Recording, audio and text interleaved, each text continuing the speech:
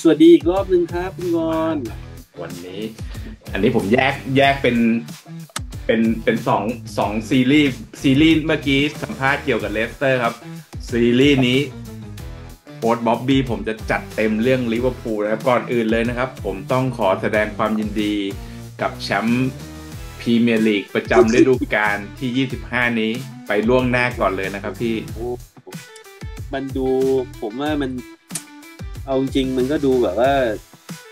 ยังเร็วไปที่จะตัดสินแชมป์ในตอนนี้นะพี่เนี้ยชัดเจนแน่แท้แล้วแม่งซัดอัดแมนซิตี้ 2-0 คาบ้านเนี่ยต้องมอบถ้วยวันนี้มอบถ้วยเลย ในแง่ผมมองวันนี้ออกเป็น3พาร์ทนะเรื่องที่ผลการแข่งขันที่ผ่านมาซึ่งถ้าบอกว่าโปรแกรมมันเริ่มถี่ขึ้นครับพี่บ๊อบบี้เรามีเวลา40นาทีนะพี่ครับผมสั้นๆนะพี่เล็กผมกับน้องเบิ้ลผมโอเคใช่ไหมพี่อาร์เซนอลหลังจากเมื่อวานนี้ผมไม่แน่ใจว่ามีเขาเรียกว่าafter shock หลังเกมเหมือนกันโอ้ถ้าว่างอาจจะต้องนัดมาดูใจกันหน่อยนะพี่ผมว่ามันมีประเด็นหลังเกมคือด้วยความที่ต้องบอกก่อนว่าลิเวอร์พูลเนี่ยเตะค่อนข้างถี่นะครับนี่เอเบครับโชคดีนะที่ตกรอบไปแล้วเราจะได้เห็นว่าหลายเกมที่ผ่านมาตั้งแต่โปรแกรมที่เราเสมอกับแอสตันวิลล่านะครับชนะวูฟแฮมป์ตันเสมอเอเวอร์ตันนะแล้วผ่านมาที่เกมนี้ซึ่งเราสามารถเอาชนะเจ้าแห่งพรีเมียร์ชิพในช่วง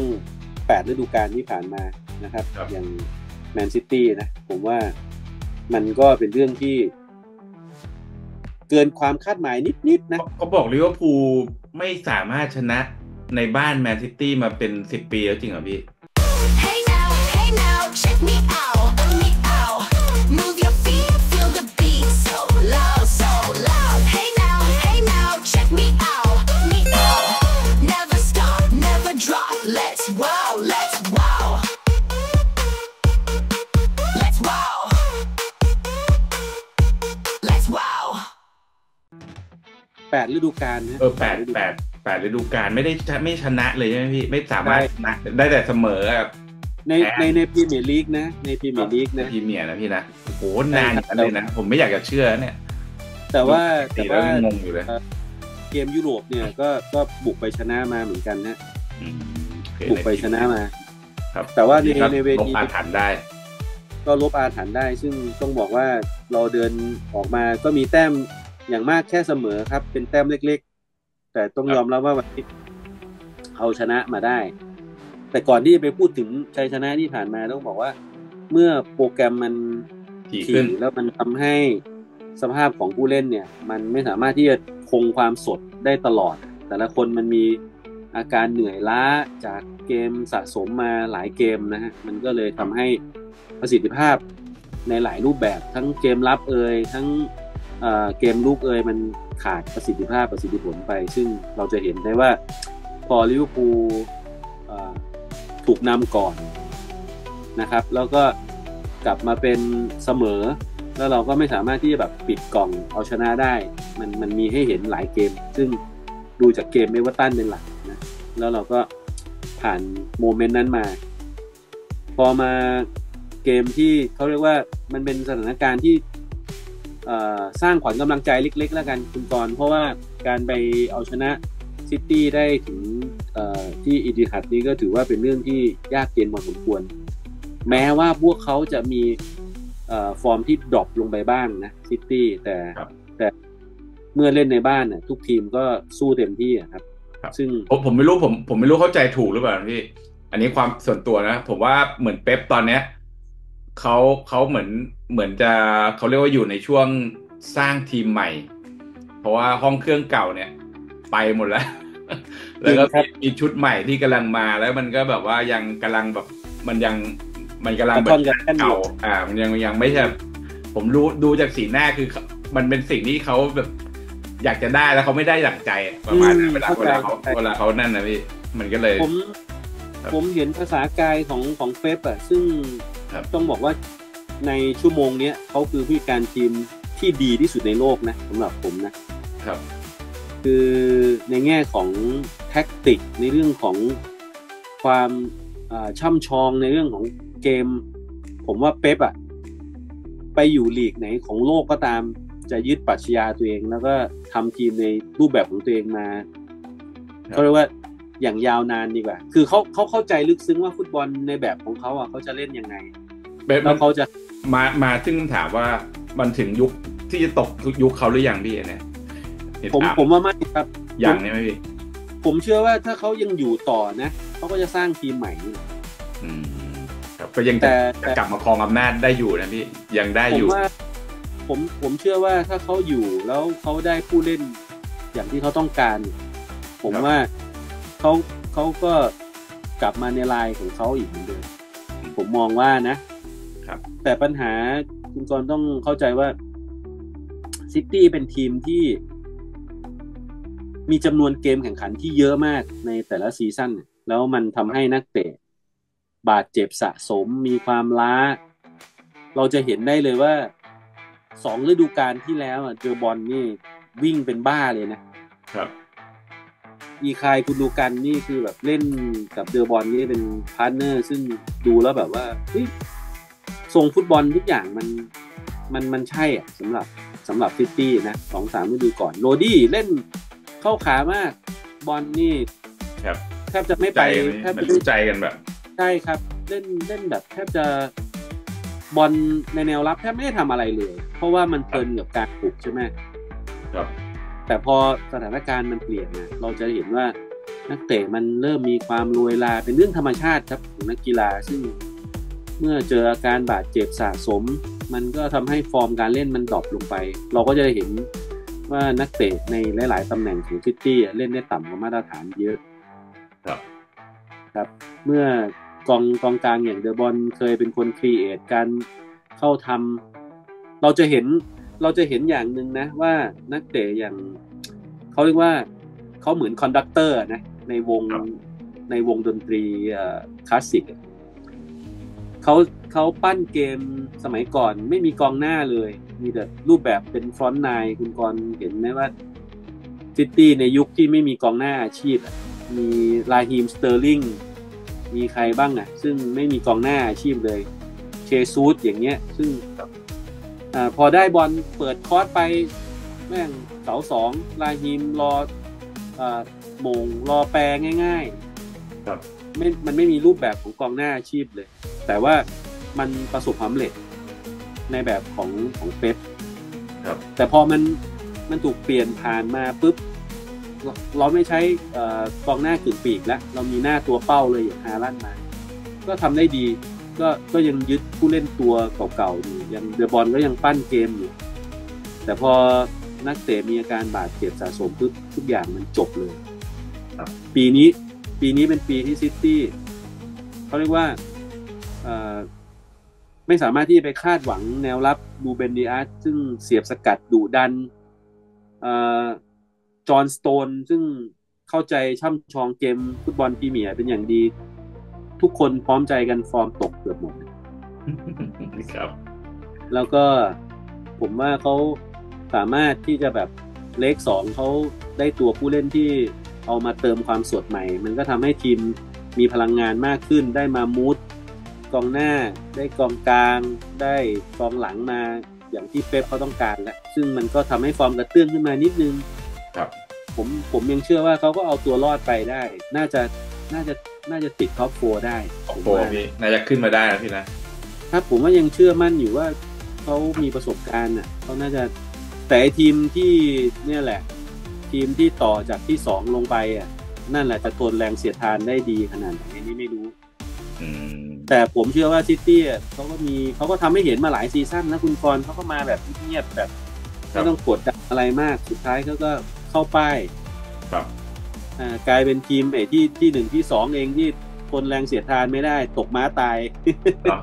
มันเนี่ยพูดได้ป่ะไม่รู้เหมือนทีมอาร์เซนอลเนี่ยโอ้ยมันลุ้นเกือบทุกปีเลยเนี่ยแล้วมันไปตกม้าตายไปปลายเนี่ยผมก็งงอย่างเลยเนี่ยจริงๆผม ทำให้ผมเห็นสิ่งที่มันชัดเจนของโลกลูกหนังมากขึ้นก็คือว่าเมื่อสถานการณ์มันบีบคั้นเนี่ยยิ่งสถานการณ์ที่ไม่มีโอกาสแก้ตัวคุณกรณ์มันทำให้เกมมันตึงเครียดมากขึ้นซึ่งถ้ามองดูแล้วมันก็ไม่ใช่มันก็ไม่ใช่งานยากนะที่เอมิเรตส์ถ้าอาร์เซนอลจะชนะเวสต์แฮมคุณกรณ์นึกภาพปะครับต่อให้ไม่มีกองหน้าก็คือมันทุกอย่างมันมาครบหมดแล้วอ่ะแต่โชคแล้วก็ดวงด้วยครับคือป้ออย่างเดียวอ่ะแต่ล่อไม่ได้แบบฟ้อนเงี้ยวกันอยู่ตรงกรอบเขตโทษมันโอ้มันกดกันนะกดแล้วกดอีกไม่ใช่ซึ่งเข้านะซึ่งจังหวะที่มันมาดวงตกตอนที่ไอ้แบ็ควัยรุ่นน่ะไอ้นั่นน่ะโดนคือจริงๆเขาเรียกว่า direct ไอ้โดยตรงเลยก็ได้นะเพราะว่ากรรมการก็ไปเช็คเพื่อความชัวร์นะเอาใบเหลืองไปก่อนแต่ไปดู VR ปุ๊บใบแดงโดยตรงเลยคือ obstruction foul แล้วก็มันเป็นจังหวะที่สามารถที่จะเข้าไปทำประตูได้ลูกนั้นก็ไม่สามารถที่จะแบบรูปเกมก็เลยเป็นรองมากขึ้นนะครับพูดง่ายๆเล่น11คนนี่ก็ว่ายากแล้วนะเล่น10คนสถานการณ์ถูกนำด้วยนี่ไปกันใหญ่เลยแต่ผมเอาเข้ามาลิเวอร์พูลแป๊บนึงเพราะว่าเรามีเวลาค่อนขัดนะใช่ครับพี่โทษทีครับมาเลยพี่เอาเกมที่ดีหัดก่อนเพราะว่าผมจากที่ผมดูบ้างเขาเรียกว่าทำงานบ้างนะแป๊บดูไปทำงานไปฟังไปดูไปทำงานไปคือสิ่งหนึ่งที่อาร์เนอร์สล็อตเห็นแท็กติกตัวเองกับบอลพรีเมียร์ในช่วงโค้งสุดท้ายเนี่ยเขามีปัญหาเรื่องการเข้าทำของศูนย์หน้าซึ่งถ้าเรามองดูว่ามันก็ยังฝืดอยู่ดีนะแต่มันก็ยิงค่าเฉลี่ยมันลูกนึง2ลูกเงี้ยต่อเกมอ่ะมันก็มีให้เห็นอยู่แล้วแต่ว่ามันเหมือนคู่ต่อสู้จับทางได้ดีว่าเดี๋ยวแป้งบอลต้องถ่ายไปทางโมนะวันนี้สิ่งที่มันเกินคาดก็คือเราได้เห็นลูกสูตรจากลูกเตะมุมซึ่งลูกแรงนะพี่นะลูกนั้นก็ถือว่าทำได้ดีนะผมมองว่ากองกลางอย่างแม็กก้าหลอกเตะมุมแบบแปรเลียดมาแล้วก็ดีอาร์ตวิ่งไปรับบอลเสาแรกกลายเป็นเหมือนซูบอสไลน์เนาะวิ่งไปเหมือนที่แปรไม่ทันละเหมือนจะแปรให้ส่งกลับหลังแต่กลายเป็นแบบบอลจากแถว2โมขึ้นมายิงก็เป็นลูกสูตรที่ไม่ค่อยได้เห็นนะผมยอมรับว่าเฮ้ยมันฉลาดที่จะเล่นแล้วมันก็ได้ผลด้วยแล้วก็มันทำให้เห็นว่าเฮ้ยแม่งรูปแบบการก็ทำมันหลากหลายขึ้นเว้ยมันไม่ได้แบบว่าดาหน้าบุกอย่างเดียวเว้ยซึ่งถ้าคนที่แบบว่าดูลิเวอร์พูลมาสักระยะหนึ่งกับอาร์เนอร์สล็อตมันอาจจะไม่จำเป็นต้องใช้เกมบุกที่ดุดันก็ได้นี่ว่าคือไม่จำเป็นที่จะต้องคือเมื่อเราเจอทีมที่เน้นการครองบอลด้วยกันเราก็แค่ทำในทางตรงกันข้ามก็คือหมายถึงว่าเราอาจจะไม่ได้มีจังหวะที่แบบลุกเยอะแต่เราสามารถใช้โอกาสตรงนั้นน่ะเปลี่ยนเป็นประตูได้คือแบบสังเกตว่าลิเวอร์พูลครองบอลน้อยนะเกมเนี้ยแต่ทุกจังหวะที่ลิเวอร์พูลเข้าทำไม่ค่อยปล่อยโอกาสมันเลยกลายเป็นว่าพอเข้าทำได้ก็ลงไปรับให้แน่นๆก็พอนะรอให้ซิตี้แบบซิตี้ก็ยังมีลูกเหวอให้เห็นนะคือหมายถึงว่าพอจังหวะโดนเพสจากหนักก็กองหลังก็ออกบอลผิดพลาดก็ยังมีให้เห็นเหมือนที่เจอกับมาดริดครับ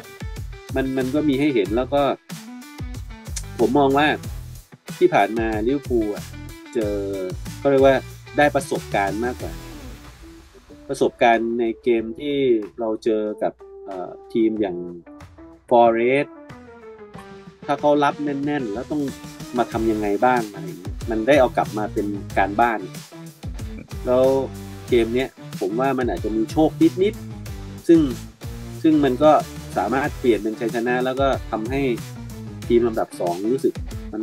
มันกดดันนะผมมองว่าในแง่ของจิตวิทยาถ้าอาร์เซนอลไม่สามารถถ้าทำให้ระยะห่างมันกว้างออกไปมากขึ้นมันเหมือนกับ ปล่อยจอยอ่ะคุณกรณ์นึกภาพไหมครับไม่เอาแล้วดีกว่ายังมีแชมเปี้ยนชิพพี่ยังมียูฟ่าแชมเปี้ยนลีกในมืออยู่หรือจะไปเอาถ้วยนั้นดีนักเตะมันเริ่มลังเลแล้วว่าแบบนี่มันเหมือนซีซั่นที่แล้วอ่ะที่แบบกลับมาจากแชมเปี้ยนลีกปุ๊บนักเตะหมดเลยปล่อยจอยเลยปล่อยจอยซิตี้เข้าป้ายอ่ะซึ่งปีนี้ผมยังเชื่อว่าผมอยากให้การแข่งขันมันสนุกแล้วตื่นเต้นไปแบบจนจบนะยังไม่อยากให้แบบว่าอย่างน้อยทีมจะได้แชมป์อ่ะมันต้องลุ้นกันนะสุดท้ายอ่ะผมอยากให้มีโมเมนต์นั้นสุดท้ายนะพี่นะใช่แต่มันอยู่ที่อาร์เซนอลด้วยว่าคุณจะเขาเรียกว่าไม่ให้ระยะห่างนี้มันกว้างไปอีกยาวไปอีกซึ่งผมก็เชื่อว่านักเตะอาร์เซนอลในเกมถัดไปเขาคงจะเล่นด้วยความรัดกุมมากขึ้นครับแต่พอเมื่อกี้ที่ผมคุยกับคุณกรณ์ว่าผมแบ่งเป็น3พาร์ทใช่ไหมว่าพาร์ทแรกที่คุยเรื่องของระบบทีมไปว่าลิเวอร์พูลเปลี่ยนแทคติกการเล่นเน้นการครองบอลที่แบบอาจจะไม่ได้เยอะเหมือนในหลายๆเกมที่ผ่านมากลายเป็นสร้างสรรค์โอกาสได้มากขึ้นแล้วรูปแบบการครองเกมมันน้อยลงแล้วสิ่งหนึ่งที่ผมเห็นก็คือพาร์ทที่2คือเรื่องแนวรับวันนี้ต้องยอมรับว่าแนวรับกองหลังยืนได้ดียืนตำแหน่งได้ดีไม่เสียสมาธิเหมือนได้หลายเกมครับมันอาจจะเป็นเพราะว่าเกมใหญ่แล้วต้องพยายามเขาเรียกว่าเล่นให้มันรัดกุมมากขึ้นครับแล้วมันก็นำไปสู่ชัยชนะได้ผมว่ามันทำให้โมเมนตัมตอนนี้ทุกคนเล่นเพื่อทีมมากขึ้นวันนี้จากคนที่แบบดูแบบเฮ้ยโซบอสไลน์มันเล่นมันเหมือนนักเตะที่แม่งเล่นแม่งไม่เหนื่อยแม่งวิ่งแบบเหมือนคนมี8 ปอนด์9 ปอนด์โอ้โหมันวิ่งมันพอบอลไปกลางแม่งวิ่งสปีดไปหน้าทุกลูกอะพี่มันจะไม่ได้ยิงแม่งออโต้เลยพี่เนี่ยผมบอกให้ลูกผมดูเนี่ยดูเลยเนี่ย3 คนผมบอกแล้วหลุยส์ดีอาร์สโซบอสไลน์กับซาร่าที่ผมเคยบอกพี่ว่าไอ้3 คนเนี้ยมันลิงก์กันดีนะแล้ววันนี้โอ้โหดูซาร่ากับไอ้โซบอสไลน์เล่นกันเนี่ยมันรู้ใจกันแล้วไงพี่มันแบบโอ้โหถ้าแนวรับถ้าแนวลุกมันสามารถที่จะแบบทำประตูได้อย่างน้อยมันก็ทำให้ชะลอเกมได้เยอะคุณก่อนดูท่ามาว่าถ้าเรามาเล่นเป็นทีมเยือนถ้าทีมเยือนทำให้ทีมเจ้าบ้านเนี่ยไม่กล้าพาบอลขึ้นไปด้านหน้ามากเกินไปคือไม่สามารถที่จะแบบว่าอินเวิร์ดฟูลแบ็กขึ้นมาเติมเกมได้ใช่ไหมเกมมันจะดูเท่ากันทันทีคือคุณกรณ์นึกภาพว่าทีมเล่นแล้วต้องห่วงหลังบ้านมันเล่นได้ไม่เต็มที่หรอกสังเกตซิตี้มันไม่กล้าแบบเติมเกมแบบ 100% มันจะแบบพะวงนิดนึงเดี๋ยวโดนสวนว่ะครับมันก็เลยทำให้แบบวันนี้สิ่งที่ผมเห็นผมเห็นซิตี้เขาสวนกลับมาพี่ปัญหาคือมันไม่มีหน้าเป้ามันสมมติมาทางฝั่งไอ้โดคูปุ๊บเนี่ยไอ้โดคูแม่งเลี้ยงมาแต่ไม่รู้มันจะไปจบตรงไหนพี่เมื่อก่อนมันจะมีตัวจบแบบไอ้แม่งทิ้งบอลไปฮาลันได้โยนสูงไปฮาลันได้วันนี้มันกลายเป็นลูกหมดโฟเดนแม่งไปแต่ว่าโฟเดนมาเล่นแบบมันเล่นไม่ได้เล่นหน้าเป้าละเล่นฟอนต์หนาเขาหนาก็เลยแบบมันก็เลยไม่มีตัวที่จะไปจบมันก็จะเลี้ยงคาแล้วก็ไปต่อไม่ได้ผมเห็นมันถูกครับหลายช็อตเลยปีนี้ฟิลโฟเดนก็ฟอร์มตกไปเยอะนะผมยอมรับว่าแต่ก่อนเนี่ยเป็นวันเดอร์คิดที่ผมติดตามมาตั้งแต่ช่วงที่ขึ้นมาจากชุดเยาวชนของซิตี้เด็กคนนี้มันเล่นมันมีคีเอทในสมัยก่อนมันแบบใช่มันมีอะไรเดี๋ยวนี้มันแบบมันตันๆอย่างเงี้ยมันอาจจะเป็นเพราะว่า1คือด้วยความที่สภาพร่างกายซึ่งมันใช้งานมาติดต่อยาวนานเนาะแล้วก็อาการบาดเจ็บสะสมจากทีมชาติตอนฟุตบอลยูโรด้วยแหละครับพอกลับมาปุ๊บซีซั่นนี้กลายเป็นอีกคนนึงแต่ก็ยังอันตรายอยู่เสมอนะฟิลโฟเดน เป็นนักเตะอังกฤษที่ผมชื่นชอบพอๆกับโคพาเมอร์แต่ว่าปีนี้ก็ต้องยอมรับว่าฟอร์มเขาตกลงไปพาเมอร์ตกแล้วพี่พาเมอร์ก็ตกนะโอ้โหหลุดเลยไหมพี่เดอะแบกคือพอเราชำแหละเกมซิตี้เจอกับลิเวอร์พูลเนี่ยมันพอมันจบ90นาทีปุ๊บสิ่งที่ผมเห็นก็คือนักเตะซิตี้เองอ่ะเขาก็คงเข้าใจแหละว่าปัญหาในทีมเขาอ่ะตอนนี้มันเดินทางมาสักระยะหนึ่งแล้วมันจะต้องถูกแก้ไขแน่นอนเพราะว่าตอนที่เป๊ปเหมือนจะไม่ส่งสัญญาณต่อสัญญาเนาะแล้วก็ตอนนี้เขาต่อสัญญาไปอีกปีหนึ่งใช่ไหมนั่นหมายถึงว่าเขาจะมีการส่งไม้ต่อให้ผู้จัดการทีมคนใหม่เขาต้องทำทีมให้มันดีก่อนที่จะส่งมอบแบบมันเหมือนครอปอะแหละครับคือไม่ได้ทิ้ง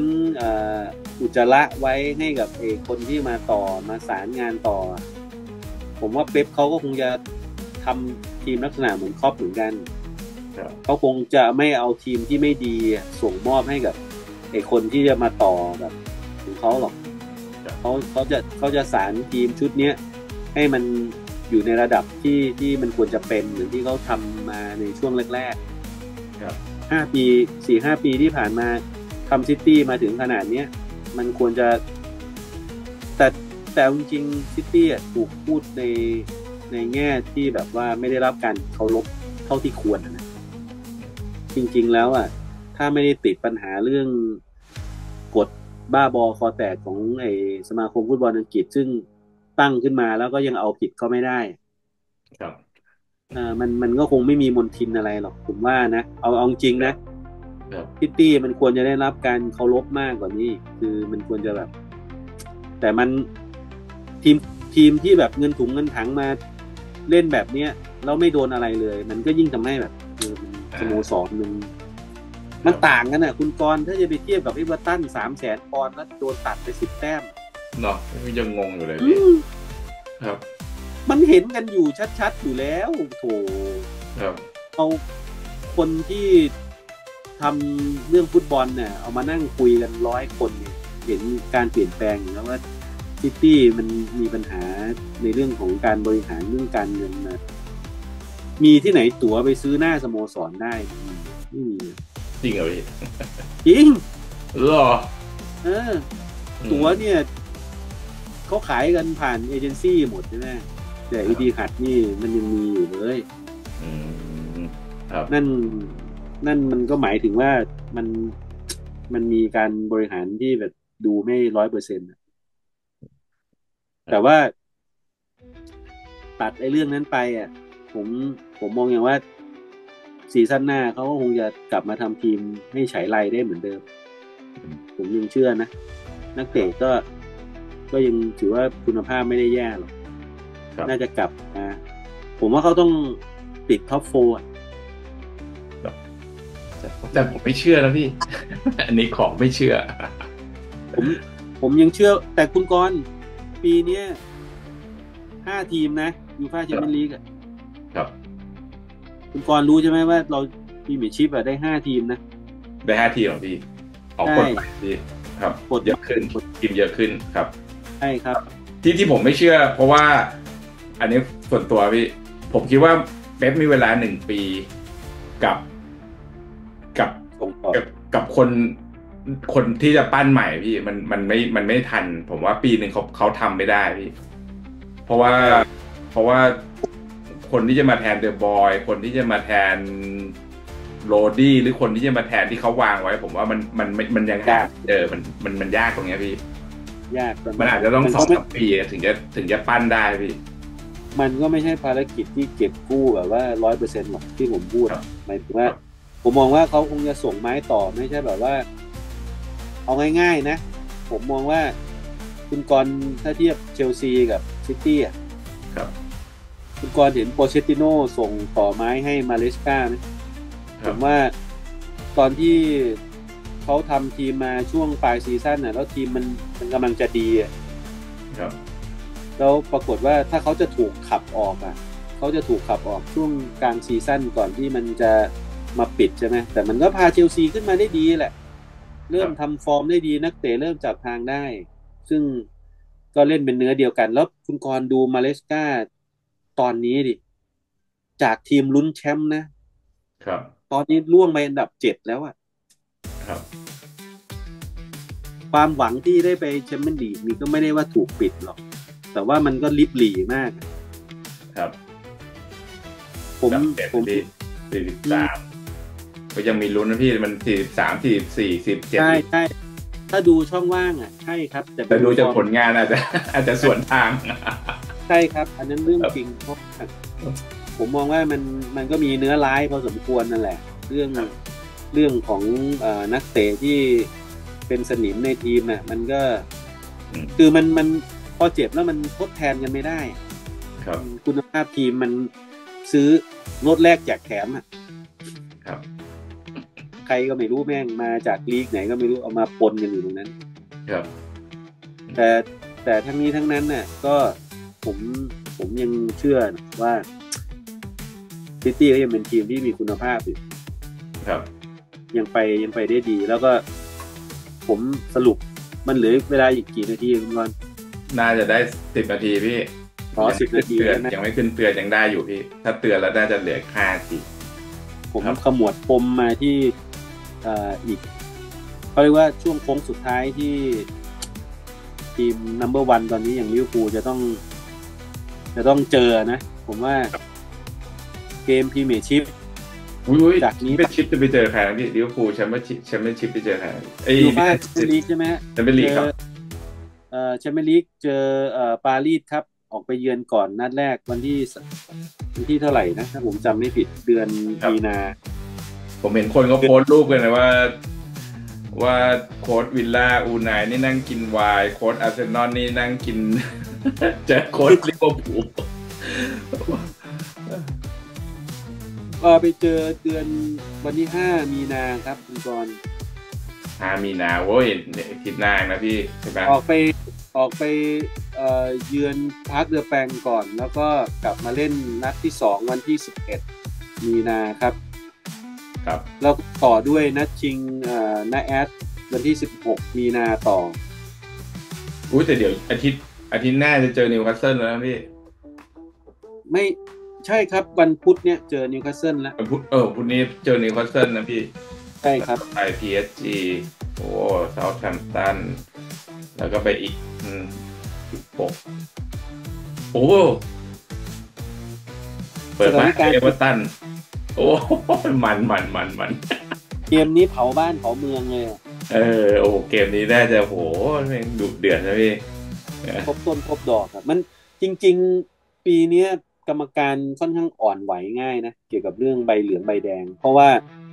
มันมีทั้ง VAR ซึ่งไม่ได้คุณภาพอยู่แล้วคุณกรณ์นึกภาพนะVAR แล้ววันนั้นคู่ไหนวะคู่ลิเวอร์พูลหรือคู่ไหนที่คู่แมนยูคือคู่แมนยูพี่บ๊อบบี้ได้ดูไหมลูกสุดท้ายลูก VAR ผมไม่ได้ดูเลยไม่ได้ดูแต่ผมพอจับสัญญาณได้ว่า VR ที่อังกฤษนี่ถ้าเทียบกับเกมลาลิก้าแล้วคนละเรื่องการมีอยู่หรือไม่มีไม่ได้ต่างกันเลยพอดีวันนี้เข้าไปดูเขาออกมาด่าไงว่ากับตอนแรกกรรมการเป่าฟาวล์แล้วจุดโทษแล้ว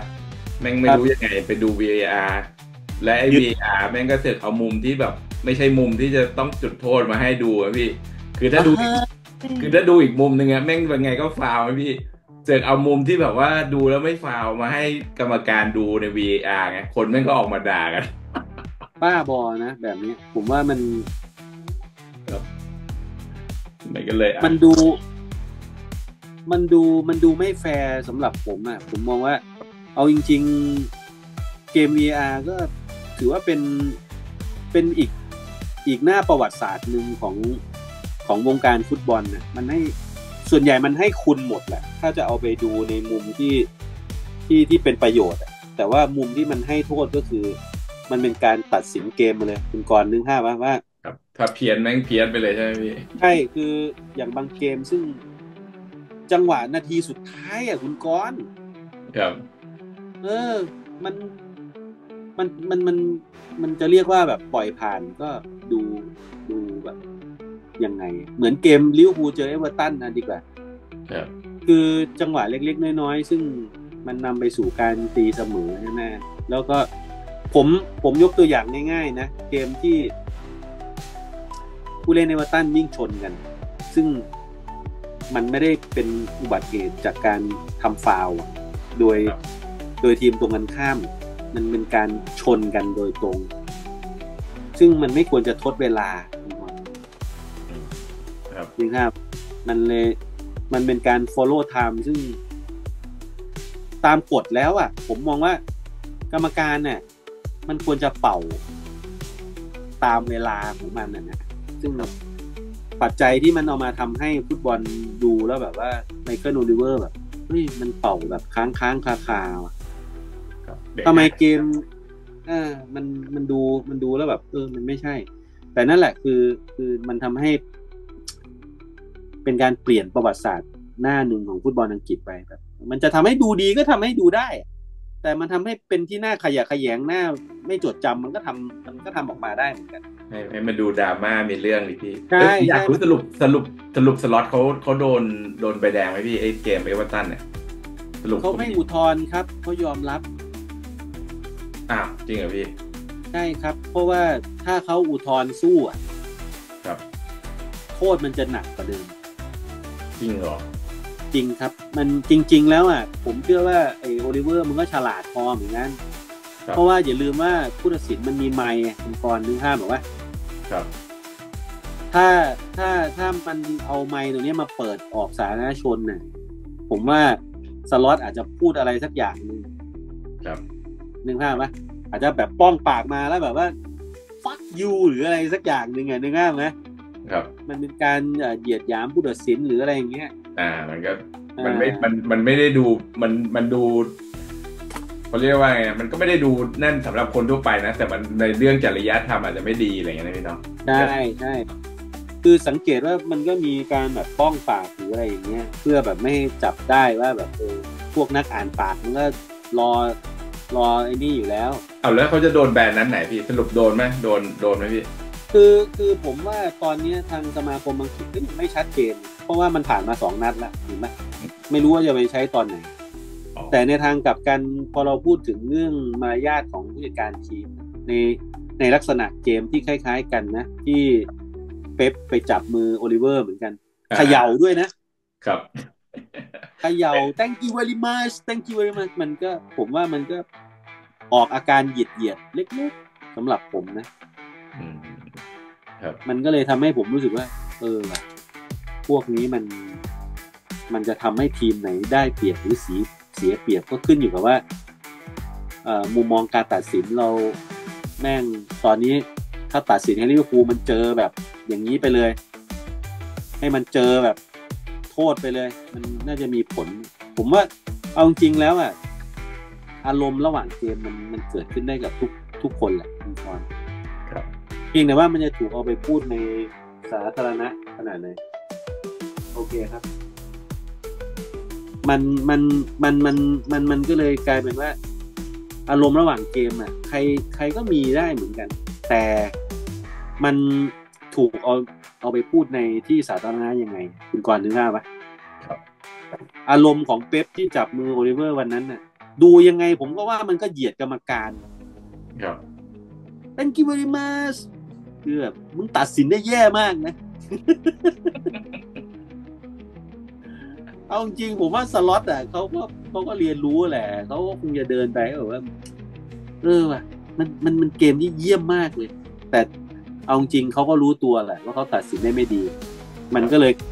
กลายเป็นทั้งจะมีคำสบถด่าจากไอ้ผู้ช่วยของสล็อตตามมาอีกสเต็ปนึงนั่นก็เป็นอีกเหตุผลหนึ่งที่เขาจะโดนนะแต่ภาพรวมน่าจะมีคำที่ไม่ดีแหละผมว่าโดยตรงเลยว่าแม่งเกมนี้มึงพูดมาได้ไงวะกูเลวอย่างนั้นอย่างนี้อะไรอย่างนี้มันก็มีไมค์อยู่มันดังในห้อง VAR แหละแต่ว่าจะถูกออกมาเผยแพร่หรือเปล่าอีกเรื่องนึงแต่ดูแล้ว ที่เหลือก็ไม่มีอะไรน่าเป็นห่วงแล้วพี่ก็มีอีกอันหนึ่งก็แค่อาร์เซนอลวันที่10นะก็ตอนนั้นผมว่ารู้ผลไปแล้วล่ะยิงอีก3 เกมนี้ก็น่าจะรู้ผลแล้วร้อยเปอร์ผมเซ็นต์ผมมองว่าเอาจริงๆนะปัจจัยมันอยู่ที่เกมฟอร์เรสต์อืฟอร์เรสถ้าครับถ้าออกไปเยือนแล้วแพ้อีกนัดนั้นน่ะจบเลยครับผมถือว่าจบนะในมุมมครับองผมอะเพราะว่าอะไรรู้ป่ะไม่มีเหรอพี่ฟอร์เรสเจอวันไหนนะพี่ฟอร์เรสกลางสัปดาห์นี่ไงฮะวันอังคารหรือวันไหนอะเตะก่อนลิเวอร์พูลวันหนึ่งฟอร์เรสต์กับอาร์เซนอลอ๋อฟอร์เรสเจออาร์เซนอลเหรอพี่หมายถึงใช่ครับอ๋อโอเคไม่ใช่ลิเวอร์พูลนะพี่ไม่ครับอ๋อเกมโอเคเกหมายถึงมที่ตัดสินพี่หมายถึงโดยตรง อาร์เซนอลโอเคครับผมครับอันนั้นน่ะโดยตรงเลยผมว่าถ้าอาร์เซนอลจะก้าวผ่านตรงนั้นเอ้ยมันเตะวันพุธคุณบอลวันพุธนะพี่นะใช่มันเตะวันพุธลิเวอร์พูลเจอนิวคาสเซิลใช่ครับเตะพร้อมกันหมดเลยตอนทุ่มครึ่งอืมมีลิเวอร์พูลเตะดึกหน่อย20:15ครับแล้วคู่คาราบาวครับพี่บ๊อบบี้ไปดูไหมพี่สรุปได้ไปไหผมมพี่ผมมีตั๋วแต่ว่าผมยังไม่คอนเฟิร์มเรื่องการเดินทางว่าผมจะได้ไปนะเพราะว่าผมกลับเมืองไทยวันที่19คุณบอลอืครับผมครับผมกลับเอ้ยว่าจะถามคุณกรณ์ว่าถ้ามีโอกาสได้ผ่านไปทางสโมสรอีกไหม